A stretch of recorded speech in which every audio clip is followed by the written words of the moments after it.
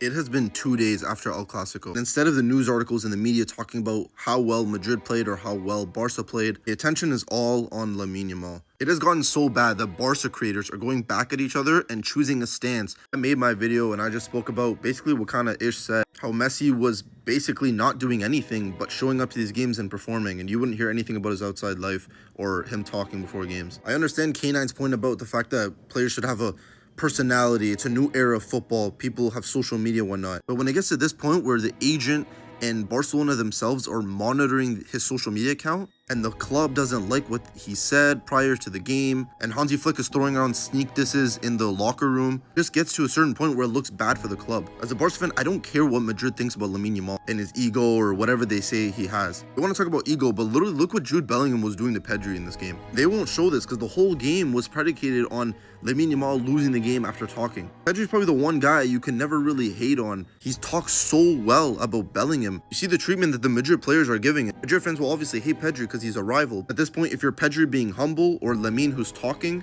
it really doesn't matter. It's just funny to me how Madrid players were literally all posting pictures with them dribbling past Pedri or something along the lines of that. People were saying, Lamine is bringing back the rivalry, the fight on El Clasico. These guys did their talking on the pitch, whether it was personal or not. Trash talking was there, the fighting was there, it was all in the moment. It wasn't some immature behavior talking in an interview or posting an Instagram story before the game. Barca even stepped to talk to Lamine to not even have this interview with this French streamer because at the end of the day, they just want him to focus on football.